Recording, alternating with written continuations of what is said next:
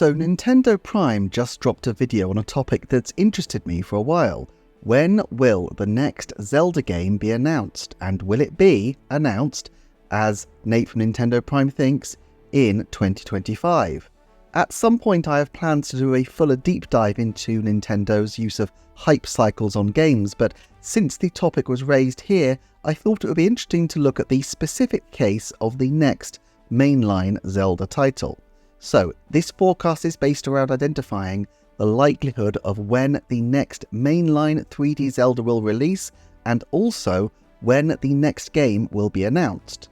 Nate from Nintendo Prime sets out his rationale very well in his video, and it may be worth checking out that video first, but he thinks that there is a good likelihood of a 2025 announcement for the next Zelda reveal, and he puts 2028 as a likely release date for the next title. And he may very well be right, but what I want to do is kind of set out the probabilities and look at the rationales and then set a percentage likelihood. In years to come, we can check back and see if the likelihoods I'm giving are broadly on track, and if necessary, see what lessons there are to learn in terms of where to be cautious and where to be a bit more optimistic. I make no claims for any individual forecast percentage being incredibly reliable, but hopefully in the aggregate, the forecasts will be something that give you a rough and ready rule of thumb, and on the admittedly fairly limited data so far, I've not done too badly. So, first of all, how long will the next dev cycle be, and when is that next title going to be launching? And here my rule of thumb is that nobody ever got poor betting on Zelda delays. Whenever they say the game is going to be done, whenever they project its release, I'm afraid I fall on the Eeyore-ish side of the spectrum here. I very much doubt that we will be seeing the next title drop before 2029 at the earliest, and probably 2030 or later. Why is that? Well, if you look at the history of Zelda releases ever since we moved to 3D, there is one striking fact. Majora's Mask was released a little over a year after Ocarina of Time. Then there was a gap of 2.5 years before Wind Waker. There was a 4-year gap after Wind Waker, a 5-year gap after Twilight Princess, a 5-year and 4-month gap after Skyward Sword, and a 6-year and 2-month gap after Breath of the Wild. Basically, and without fail, every mainline release going back to the first 3D Zelda, Ocarina of Time in 1998, has taken longer and longer to finally release. And while that is not a cast iron rule, at some point presumably they'll have to release one that takes less time, the reality of expanding game development times across the industry means that it would be optimistic to assume the next Zelda will be the first one to buck this trend in any major way. With the next Zelda, we're looking at a game with what they've already confirmed to be a whole new world, potentially more differences than we've had before in terms of gameplay, given that it's not using the Breath of the Wild model as a starting point as far as we know, and it will be in 4K and on a new system. That all has to take some time.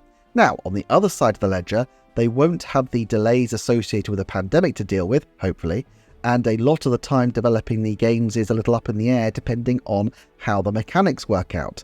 The complicated physics mechanics of Tears of the Kingdom clearly required a lot of testing and a lot of debugging, but it could be that the central concept of the next game is not quite such a tough one to implement and get on its feet compared to this one, where the developers talked about how they literally broke the game world as they adjusted tiny aspects in the game. Thing is though, Zelda director Fujibayashi is all about the multiplicative gameplay that requires different elements to combine in ways that may not be expected by the player. And that kind of gameplay intrinsically requires more testing and may be trickier to produce. Not saying it can't be done quicker, but it introduces an X factor that neither we nor even the developers can really judge ahead of time. It could go faster, it could be something that slows production down for much longer than anyone expects. This is also going to be a AAA release clearly, in fact, quadruple A if such a thing exists. Now, Nintendo generally likes these as early as possible in a console's life cycle, and that is completely understandable. The earlier you get your evergreens out, the longer you can sell them for. That's the benefit of being an evergreen title. In terms of Nintendo's really big chart-topping franchises, Nintendo hit most of these pretty early on in the Nintendo Switch's life. Zelda and 3D Mario in Year 1, Smash Bros. In Year 2, Luigi's Mansion and a new Pokemon generation in Year 3, and Animal Crossing just into the Switch's 4th year on the market. There were some franchises that were left on the vine for longer though. Notably, it was Year 7, astonishingly, before the huge Super Mario Bros. 2D franchise made a return with Super Mario Bros. Wonder. But then again, if you count Super Mario Maker 2 and New Super Mario Bros. U Deluxe, both of which released, give or take, 2 years into the Switch's life, those franchises were represented on the system. And in fact, given the success of Super Mario Maker on the Wii U, they possibly thought that Super Mario Maker 2 would in fact be much more of a sales juggernaut. And so they bet that that game plus the new Super Mario Bros. U Deluxe port would be a stronger bet for them than starting with a new Super Mario Bros. Title outright. And actually they probably weren't wrong in that estimation, given that even though Super Mario Maker might have slightly disappointed compared to some expectations, new Super Mario Bros. U Deluxe continued to sell really well and for a long time has been in the top 10 Switch sellers, despite being a fairly bare-bones port. I would argue though that getting by with remakes and spin-offs is kind of where Zelda will be for the early part of the Switch successor's lifespan. I have no doubt there will be a major game early in the life of the new console, and as I forecast before, I do think Ocarina is a strong shout. I do want to talk more about Ocarina in another video, but with Hyrule Warriors, 2D Zelda, the likelihoods of more ports and remasters around the 40th anniversary, and possibly upscaled versions of Breath of the Wild and Tears of the Kingdom as well, I don't think Nintendo is going to be short on Zelda content for their new system anytime soon. Also, Tears of the Kingdom kind of proves something about Zelda's sales, which is that there is a very large, very dedicated fan base that will pick these games up on day one, but after that, there's not quite so many people who will regularly continue to pick up the game. After clearing about 20 million sales within weeks, the game has sold at a much more modest pace since. Now, clearly that's due in large part to it being a direct sequel to a previous game, as Breath of the Wild did continue to rise in sales over a long period, and as more people adopted the console, but nevertheless, I think Nintendo can be confident that they can drop the massive stone into the swimming pool of a new Zelda, get huge attention, get monster sales, and the lack of a long tail of people buying it won't be such an issue for them. Not at any rate if they have a good lineup of other evergreens to rely on in the meantime. Basically, while I'm sure Nintendo would love to have their next Zelda game out sooner, they can afford to wait, and I would expect them to wait. So let's try to forecast the release date and the announcement date. Release dates first, and remember this isn't when Nintendo will say it's releasing, this is when it's actually likely to be releasing, which, if previous games are an indication, means the first release date announcement won't be the final one at all. Remember that Breath of the Wild's production didn't truly finish until December 2017 when the last DLC was shipped, whereas Hidemaro Fujibashi was mentioning in interviews for Tears of the Kingdom in May of 2023 ideas he had for the next game, although not ones he had yet cleared with Eiji Aonuma. I think you could take a 4-year dev cycle then as a real minimum. It's very difficult to imagine a game shipping in this amount of time, but I guess if November is the last month in the year that they released a major title, the end of 2027 would be 4.5 years since Tears of the Kingdom shipped in May 2023. I really think for a 2027 release, we're in a 10% likelihood here. That would mean turning around quicker than the last 3 titles, which seems implausible to me given the challenges I've outlined just now. What about by the end of 2028 though?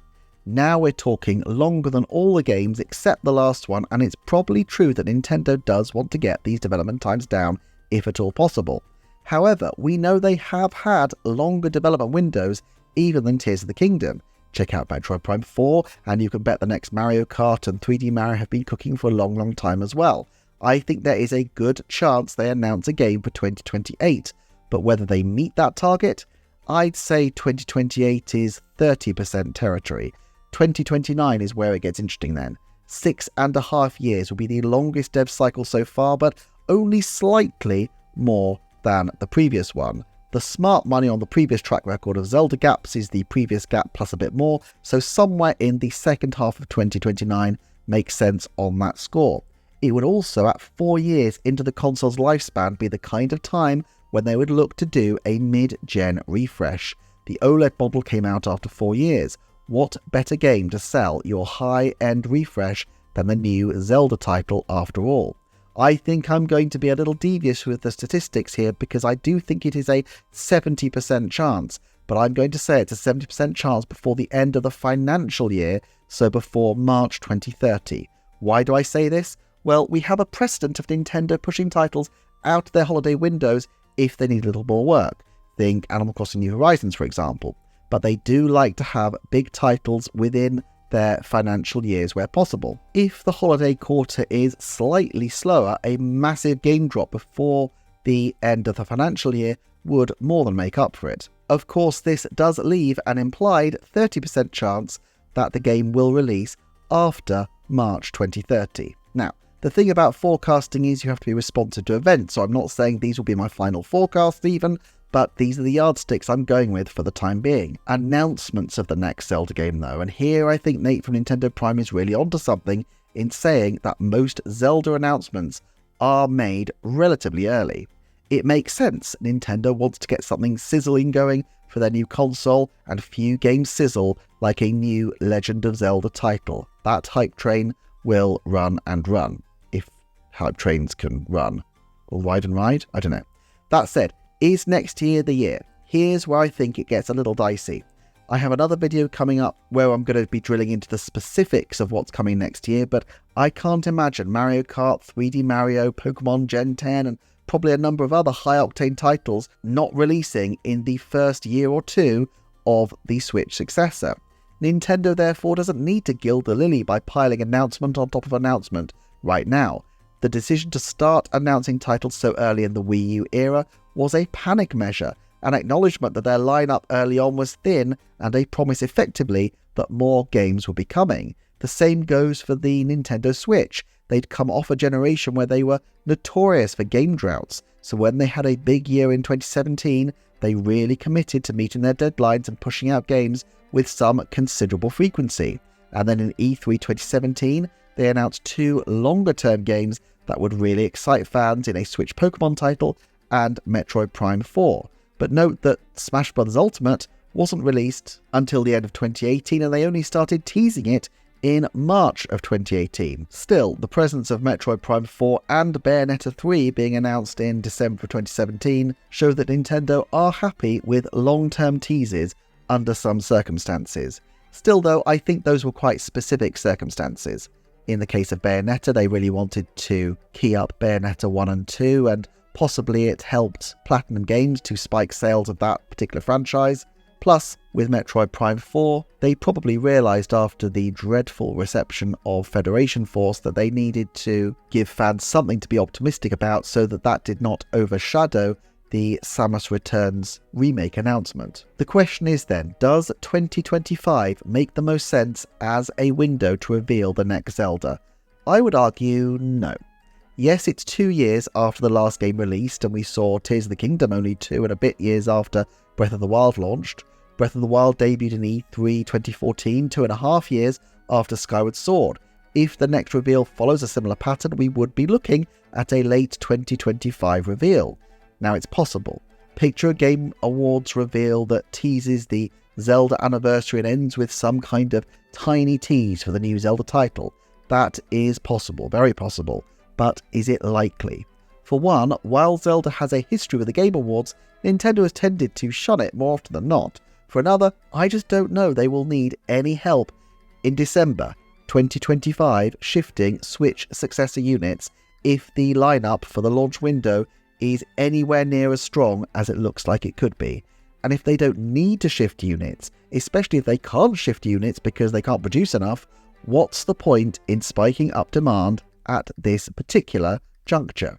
Now, they may decide that a Metroid Prime 4, 3D Mario, and whatever other big titles they have, a Donkey Kong title or an Ocarina of Time remake, let's say, are not sufficient in terms of large-scale, hypeable titles to bring people in long-term. Maybe they think that Xenoblade Chronicles 4 or Astral Chain 2 or whatever else is coming along are not big name enough. But ultimately, I don't think Nintendo needs to tip their hand about the next Zelda at this point. Yes, they like a long build up to the new Zelda, but they also know that the development time of that game could be very long indeed, and I genuinely don't think they want to tease stuff that still feels like vaporware for years to come. Metroid Prime 4 and even Bayonetta 3 did not feel like good experiences for them, and I think they have probably learned their lesson, even though admittedly with Metroid Prime 4 the schedule was far longer than they would have initially imagined. I would put a 2025 reveal at, you know what, I'm going to go to 30% because I do only do increments of 10%, 30%, 50%, 70% and 90%, but even that feels high and I'm minded to think that it's closer to 10 if anything. Okay, here's where I'll go. 30% includes the chance of any kind of reveal, such as mentioning a new Zelda is in the works in some kind of formal capacity. So not an interview, but perhaps in a Nintendo Direct, a little title card or something. But I'm going to say a 10% chance of anything more than, say, 30 seconds with a teaser card and maybe some very oblique hint of the new Zelda. However, a reveal in 2026 is a different matter. Zelda's 40th. Zelda is funny on anniversaries. I've got a video exploring when they do and don't dig in and celebrate. I never would have pegged Mario's 35th as something to celebrate especially, while Donkey Kong's 40th came and went with nary a word said. But I do think there will be a big push for Zelda's 40th anniversary. There's a movie in development, it's a franchise with loads of big console-selling games. I think a very tiny tease for a new game to come makes perfect sense at this point. Just enough to show that the next major Zelda game is in development. So yes, at this point I'm going to go with a 70% chance that it is revealed by the end of 2026 and a 90% chance we see it by the end of 2027. While I think the release is going to be a long way off, sadly, I do think there will be a very healthy lead-in to the launch. Anyway, I took a bit of a detour today to talk about this after seeing what Nate put out in his video, but I have a bunch of other big videos I'm working on at the moment, including deep dives into Nintendo Pictures, Bandai Namco, and a whole bunch of other stuff. I've also got a new Patreon, and of course, there are old videos here on the screen, and you can like and subscribe and all that good stuff as well. Thank you so much for watching, and I will see you next time for another Nintendo Forecast.